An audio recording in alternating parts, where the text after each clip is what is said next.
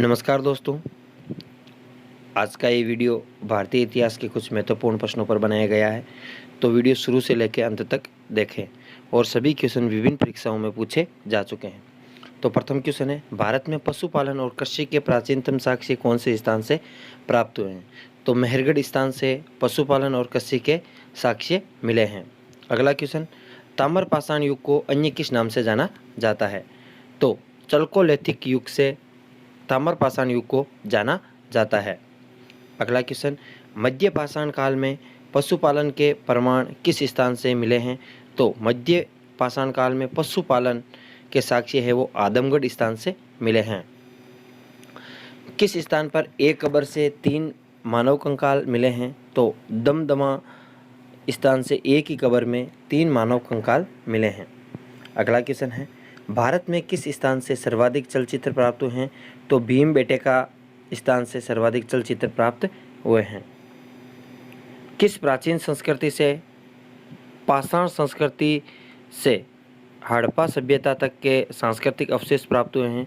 तो वह कौन सा प्राचीन स्थान है जहाँ से पाषाण संस्कृति से लेकर हड़प्पा सभ्यता तक के सांस्कृतिक अवशेष मिले हैं? तो वह स्थान है मेहरगढ़। अगला क्वेश्चन, हड़प्पा सभ्यता में मिट्टी के बर्तनों पर कौन सा रंग लगाया जाता था? तो लाल रंग लगाया जाता था। अब है, प्राचीन लोथल बंदरगाह किस राज्य में है? तो ये गुजरात राज्य में है। हड़प्पा सभ्यता और मोहनजोदड़ो के उत्खनन से संबंधित किन्हीं 2 व्यक्तियों के नाम बताने हैं? तो आर.डी. बनर्जी और के.एन. दीक्षित। वेदों की कौन सी पुस्तक में गायत्री मंत्र मिलता है? तो ऋग्वेद में गायत्री मंत्र का उल्लेख मिलता है। पाटलिपुत्र के संस्थापक का नाम क्या है? तो उदयन है, वो पाटलिपुत्र के संस्थापक माने जाते हैं। पाटलिपुत्र को सबसे पहले किसने अपनी राजधानी बनाया? तो चंद्रगुप्त मौर्य ने पाटलिपुत्र को अपनी राजधानी बनाया। मगध की प्रारंभिक राजधानी कौन सी थी? तो राजगृह है वो मगध की प्रारंभिक राजधानी थी। नंद वंश के बाद मगध पर किस राजवंश ने राज किया? तो नंद वंश के बाद मौर्य वंश ने मगध पर राज किया था। अगला क्वेश्चन, मगध महाजनपद का कौन सा राजा सिकंदर के समकालीन था?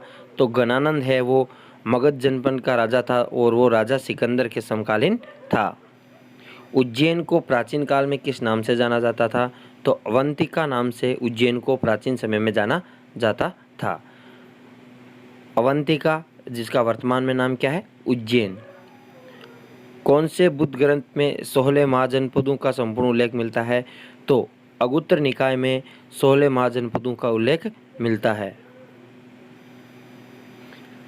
किस ग्रंथ में चंद्रगुप्त मौर्य की जीवनी और उपलब्धियों का वर्णन है? तो मुद्राक्ष में चंद्रगुप्त मौर्य की जीवनी और उपलब्धियों का वर्णन मिलता है। इसके लेखक विशाखा दत्त हैं। मुद्रा राक्षस के लेखक कौन है? विशाखा दत्त। कौटिल्य के अर्थशास्त्र में प्राचीन में कौन कौन सी घटनाओं को सर्वाधिक देखने को मिलती है? तो राजनीतिक नीतियां हैं वो कौटिल्य के अर्थशास्त्र में सर्वाधिक देखने को मिलती है। पाटलिपुत्र में चंद्रगुप्त का महल किसने बनवाया था? तो नहीं, किससे बना हुआ है? तो ये लकड़ी से बना हुआ है। पाटलिपुत्र में चंद्रगुप्त का महल किससे बना हुआ था? लकड़ी से बना हुआ था। एकमात्र मौर्य सम्राट जिसने दक्षिणी भारत में विजय प्राप्त की?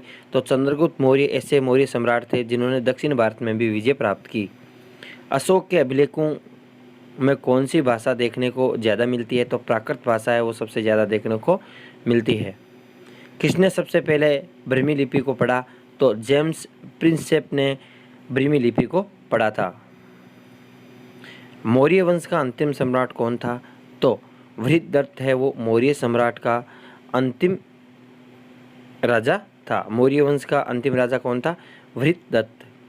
इंडिका के रचयिता, इंडिका पुस्तक की रचना किसने की थी?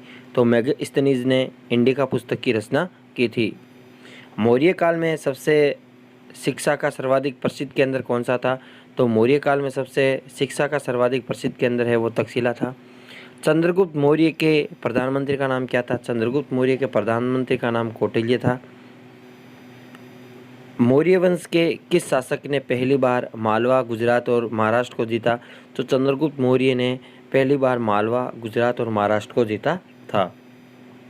सांची के स्तूप का निर्माण किस शासक ने करवाया था? तो सांची के स्तूप का निर्माण राजा अशोक द्वारा करवाया गया। पत्थरों पर प्राचीनतम शिलालेख पर कौन सी भाषा पाई जाती है? तो प्राकृत भाषा है वो प्राचीन शिलालेखों पर पाई जाती है। यदि वीडियो अच्छा लगा हो तो वीडियो अपने दोस्तों के साथ ज़्यादा से ज़्यादा शेयर करें।